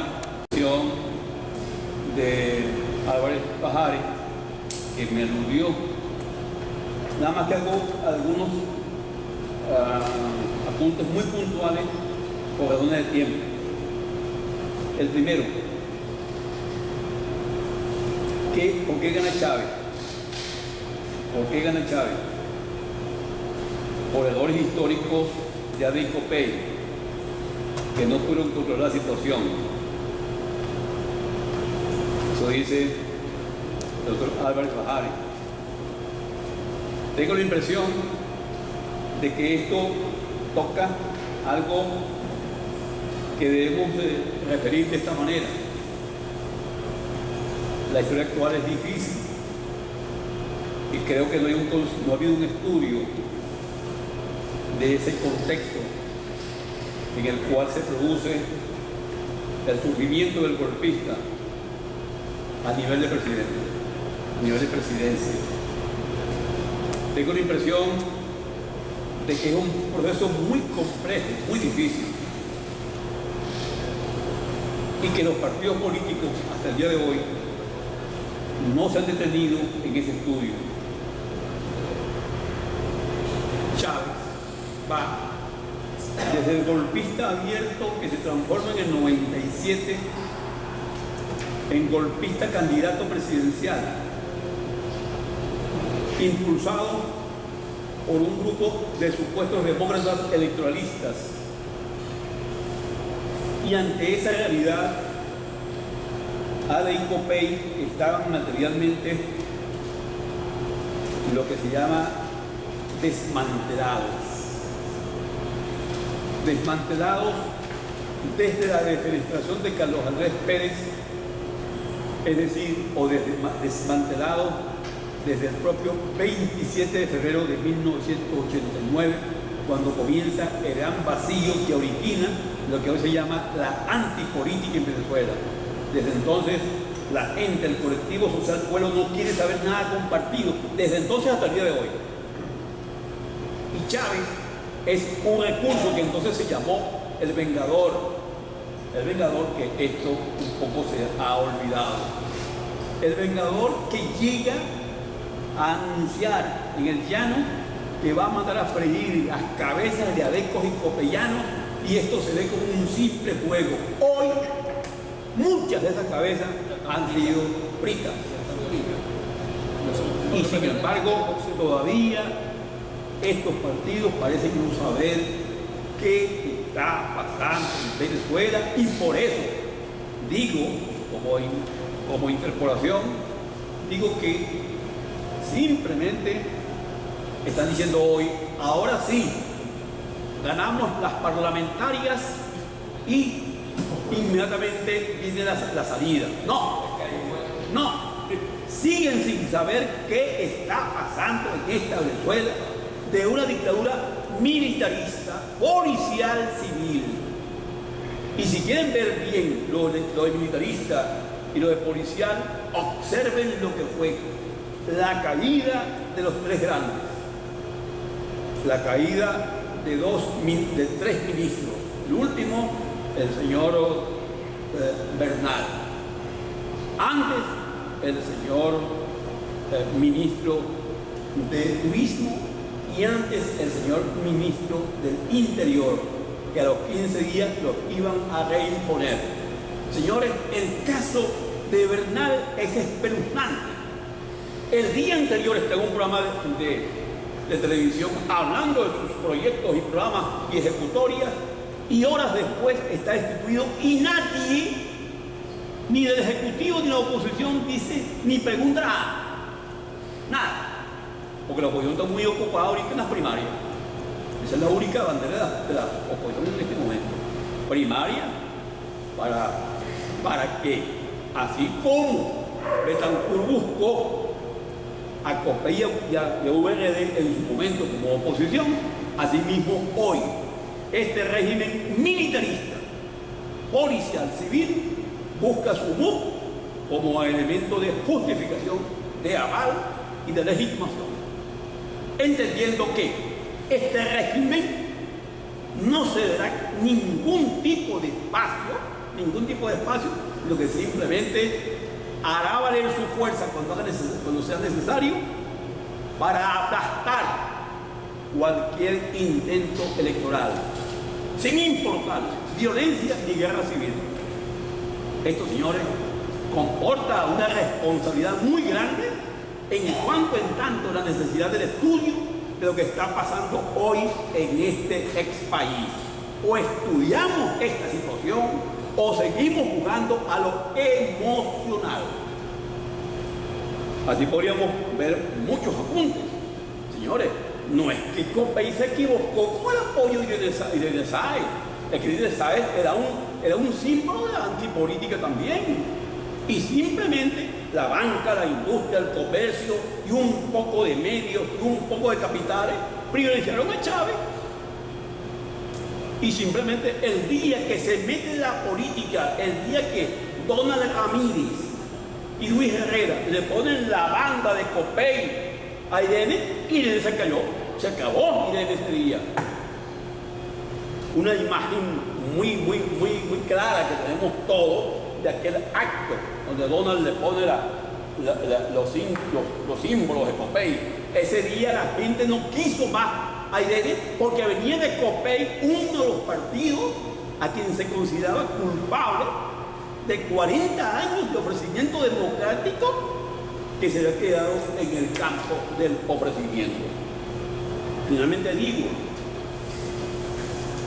70 años de Copey, 70 años de Copey, 74 años de acción democrática. Señores, a la hora de las cuentas inevitables e indispensables, la pregunta que hay que hacer en este foro ¿Cuál es el aporte de COPEI? El aporte de COPEI a la política venezolana.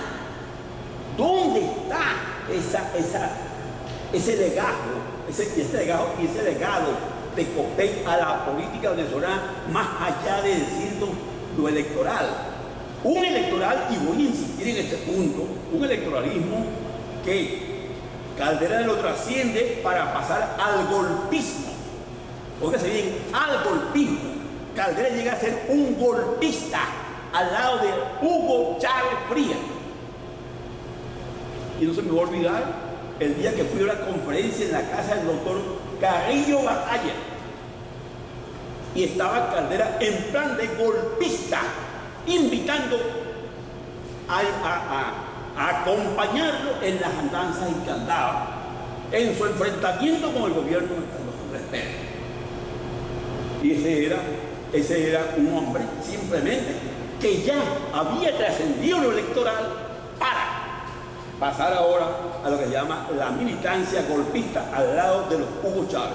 Y finalmente, lo que hay que señalar aquí es que Hugo Chávez tiene realmente el beneficio de este contexto, pero es un contexto que lleva a que lo acompañen en el golpismo y lo sacan de la cárcel con todos sus derechos políticos vigentes para que siga su carrera y pueda supuestamente enfrentar la cuestión electoral para transformarse luego en el candidato y luego en el presidente hasta su muerte.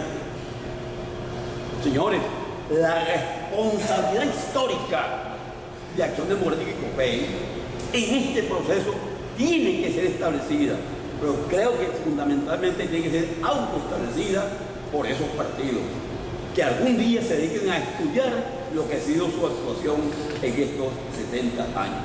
El doctor Álvarez Pajares responde. Gracias.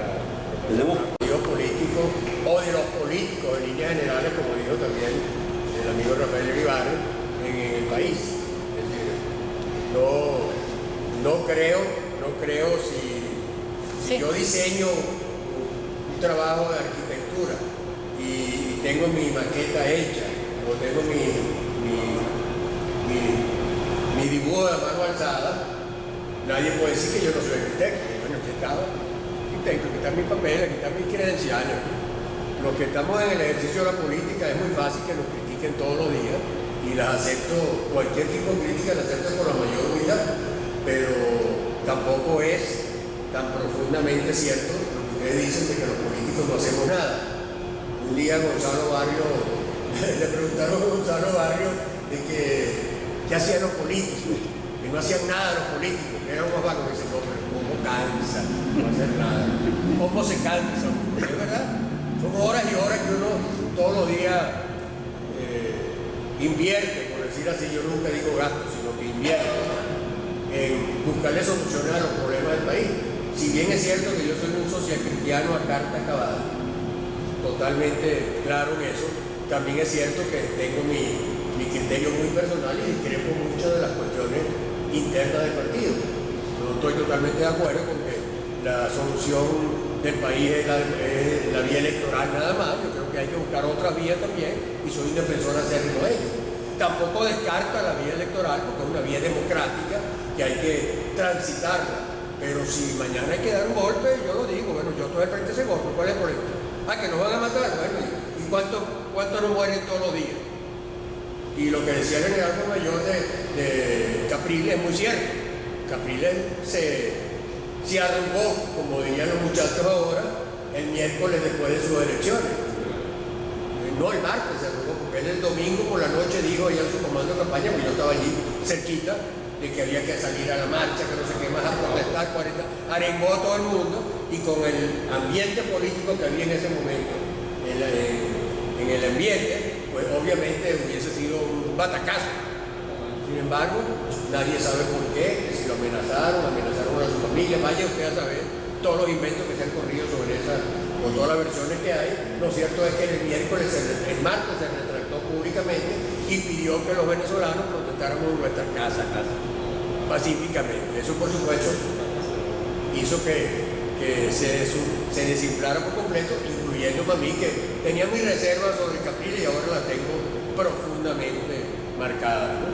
Así que bueno, eso, repito, hablar de que los políticos no hacemos nada o que los políticos en general no hacen nada es como y perdónenme la frase si soy irrespetuoso, creo que es hasta irresponsable decir eso.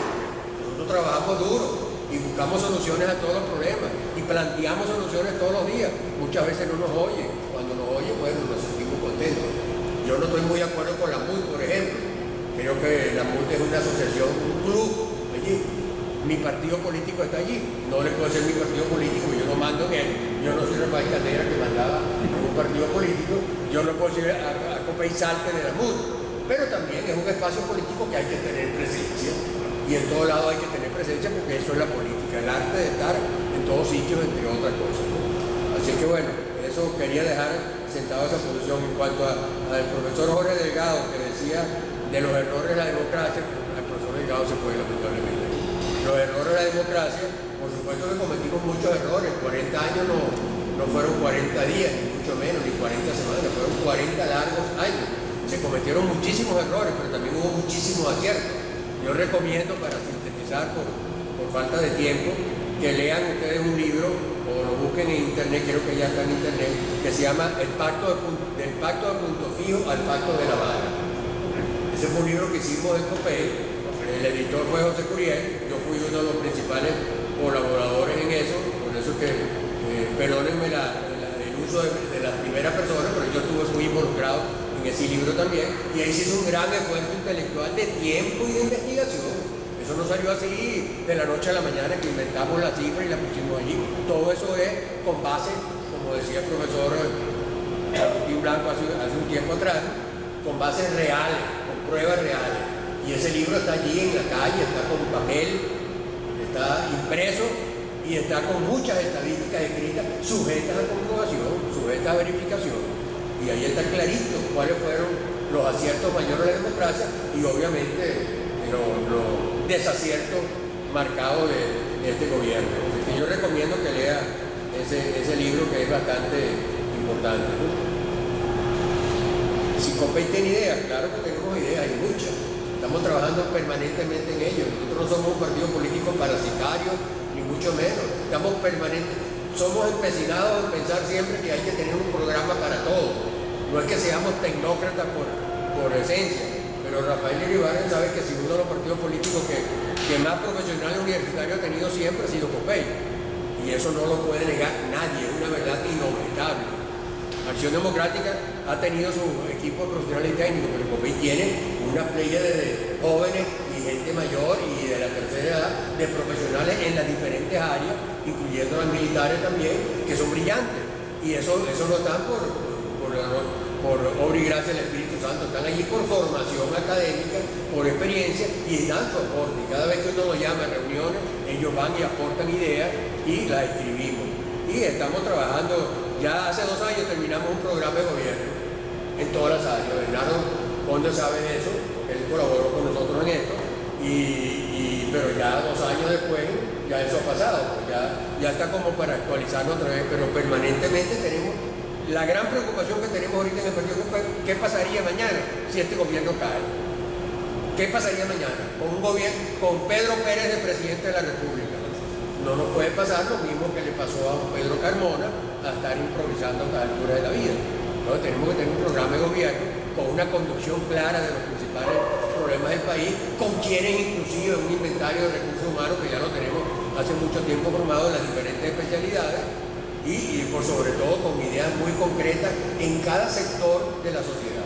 En el sector salud, cuáles serían las prioridades para el sector salud, a 30, 60, 90 y a 120 días, y así en todas las áreas. La seguridad, que es una área tan criticada y tan mal interpretada muchas veces, porque la vivimos todos los días en la calle. No viven una zozobra, pero aquí mismo las centrales saltan a cada momento. Muchas cosas se han hecho ahora más temprano en la tarde para evitar que salgamos de la noche, por la noche aquí, porque aquí mismo nos asaltan en la central, ¿no? Está claro. Entonces, esa es un área que nosotros hemos atacado, hemos reunido esos 400 técnicos, hemos hecho seminarios. Lo que pasa es que esos son trabajos que hacemos todos los días con bajo perfil. Eso no tenemos que estar llamando a la prensa ni a la televisión para decir eso. Cada vez que llamamos a la prensa y televisión es por una denuncia muy concreta que generalmente la hace o el presidente del partido o el secretario general o algún especialista del área. Pero siempre estamos pendientes de todas las cosas que están ocurriendo.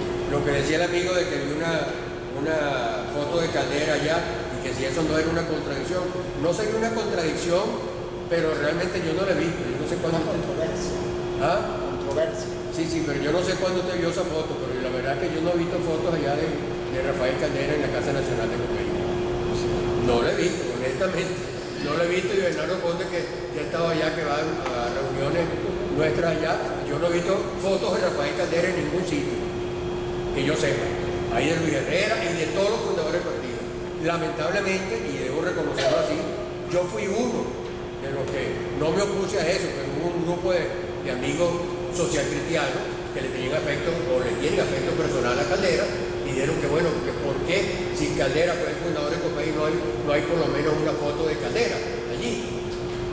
Yo le transmití esa preocupación a Roberto Enrique, pero parece que no fue bien acogida y sencillamente no se puso ninguna foto de Caldera porque él se fue del partido del año 2007, perdón, 1987, ya lo señalé en mi intervención.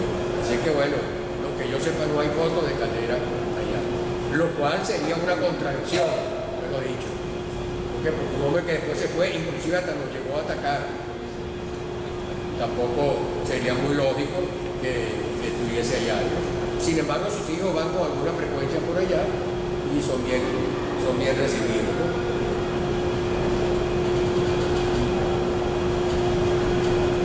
El amigo preguntaba la demanda de Podemos para inhabilitar a Copey.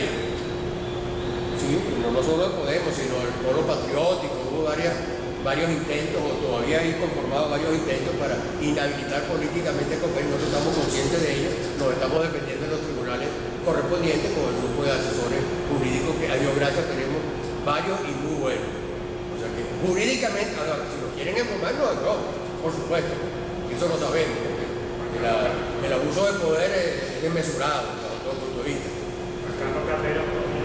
Así es, pero nosotros en eso estamos claros y nos estamos defendiendo con todas las armas que nos da la ley, porque sabemos que puede ser peligroso para nosotros.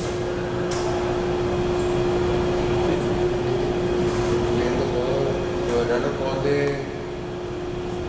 Bernardo preguntó, ¿tiene Copey un proyecto país? Si lo tenemos y lo hemos clarificado más de una vez en diferentes intentos de proyectos de programas de gobierno.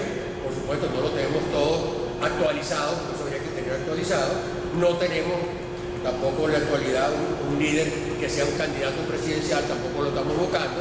Yo creo que eso surge solo y los partidos políticos tienen que estar claros en eso, pero en todo caso sí estamos trabajando en eso también. Y por último y no menos importante, ¿por qué ser de Copey y no de PJ, de Nuevo Tiempo, de AD, etcétera? Eso es cuestión de gusto, como quien dice, ¿no? Es muy difícil responder eso, pero yo le puedo decir, por ejemplo, de que Copey es un partido que es totalmente ideologizado, tenemos una ideología propia. Aparte del Partido Comunista de Venezuela, el único partido político que tiene una ideología muy propia y muy clara y muy concreta, que se basa en las encíclicas papales, es el Partido Social Cristiano Copey. Eso es una verdad también irrefutable. Acción Democrática, con el respeto a los que estén dentro de Acción Democrática o les gusta Acción Democrática o los que les guste PJ o Voluntad Popular y otros partidos políticos, tienen su creencia política, pero no se basan en principios fundamentales ideológicos como se basa el Partido Social Cristiano Copey, que se basa en las encíclicas papales. En otras palabras, la política social de la Iglesia es la política social nuestra, en otras palabras. Y nadie puede decir que la política social de la Iglesia es mala, de la Iglesia católica o de la Iglesia en general. ¿Por qué? Porque va encaminada hacia el bien común y llevar el bienestar hacia los más desposeídos. Esa es la base fundamental nuestra, la política social de la Iglesia.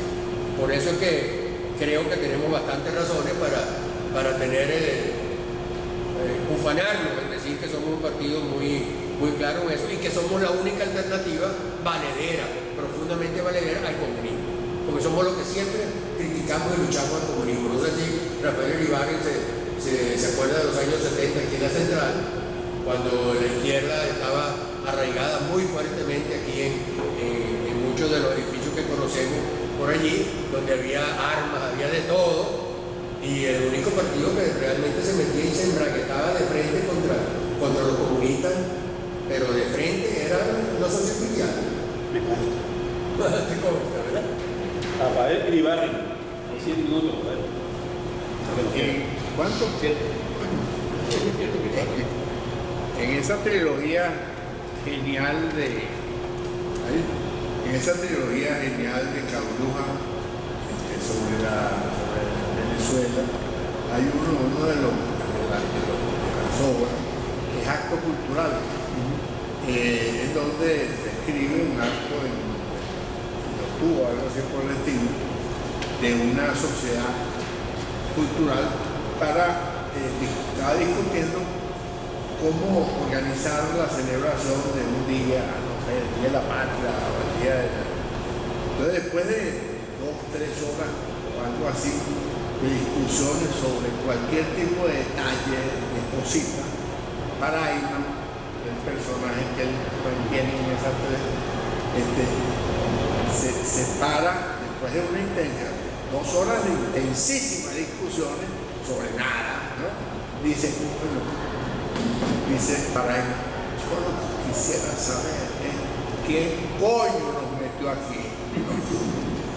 Yo creo que eso vale aquí.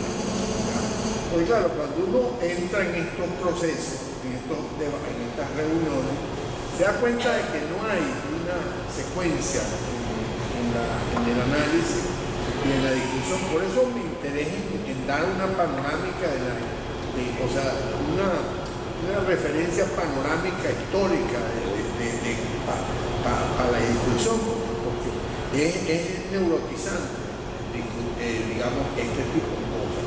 Porque ¿qué se está discutiendo? Está discutiendo sobre Chávez, se está discutiendo sobre qué.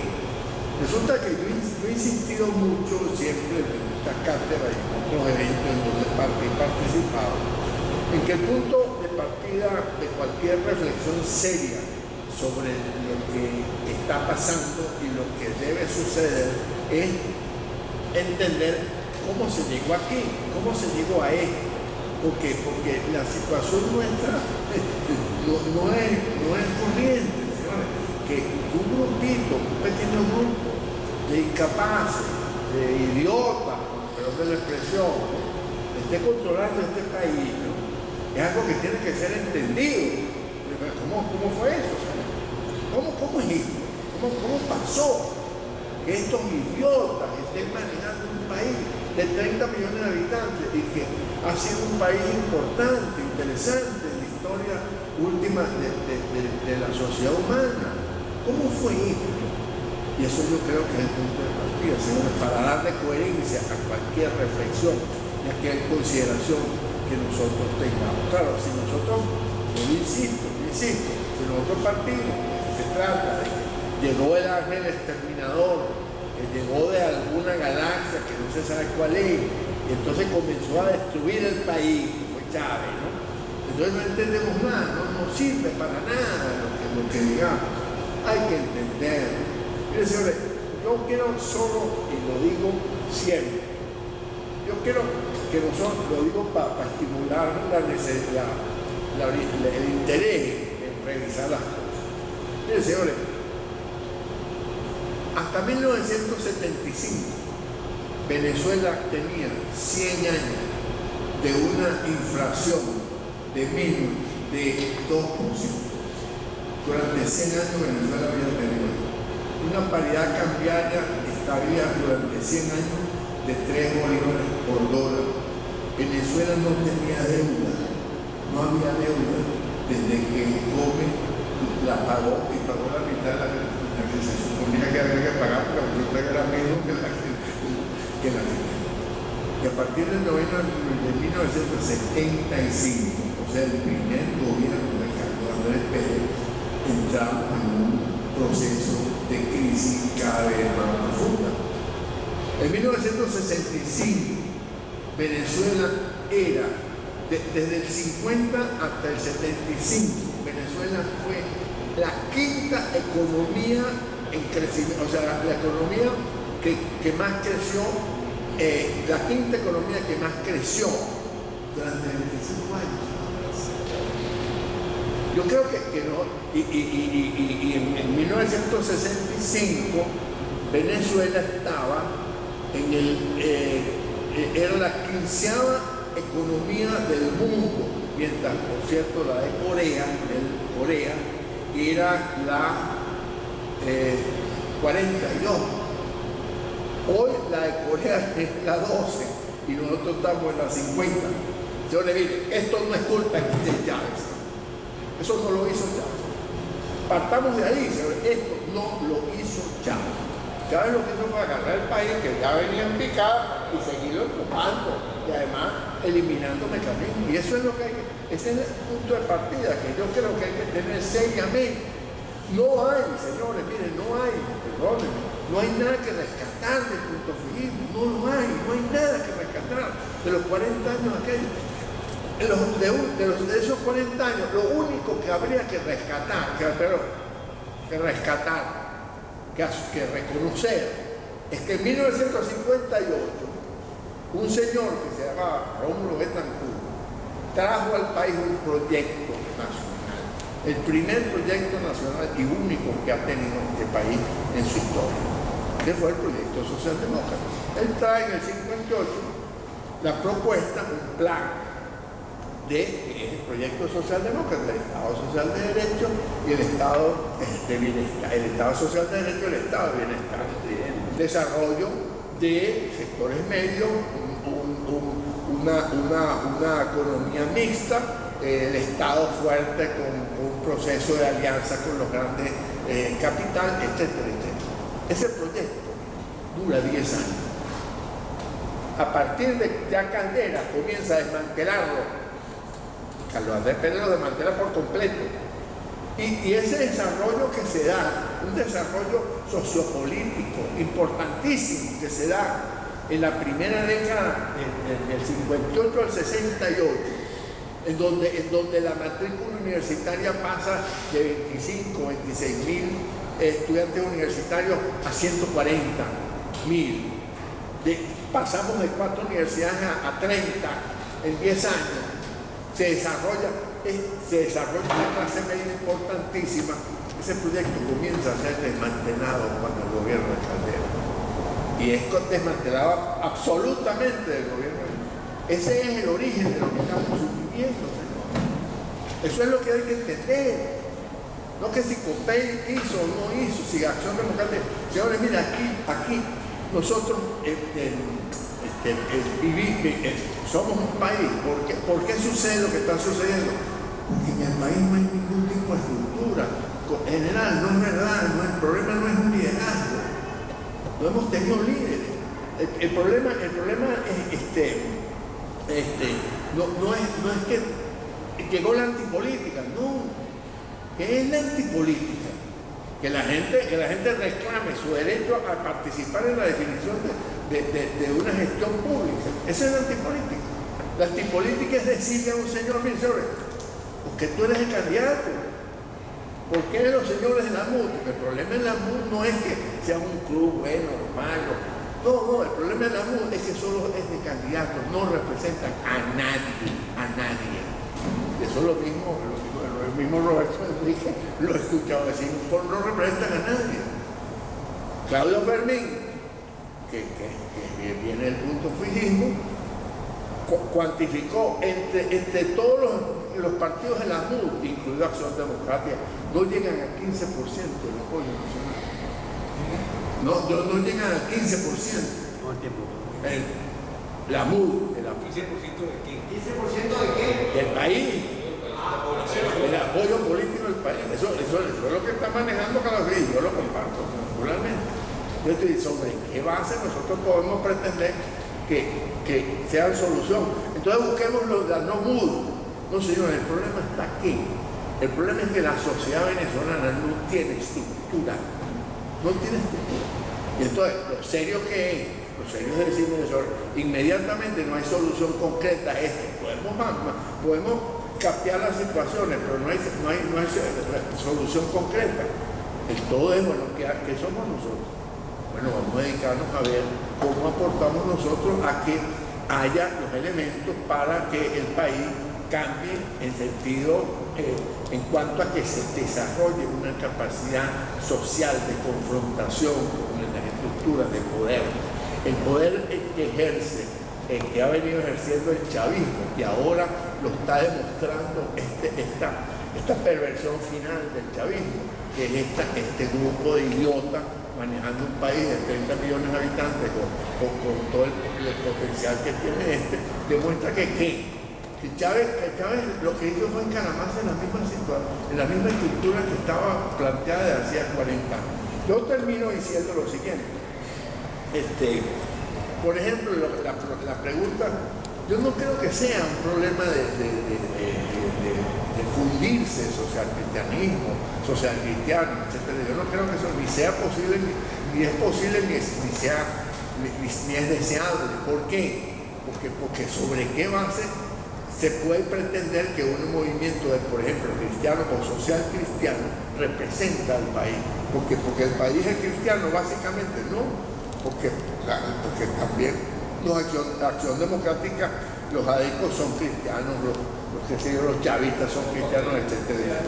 Yo concluyo lo siguiente. Ahora, mire, yo no creo que nosotros podamos esperar nada inmediatamente. A corto plazo no hay solución.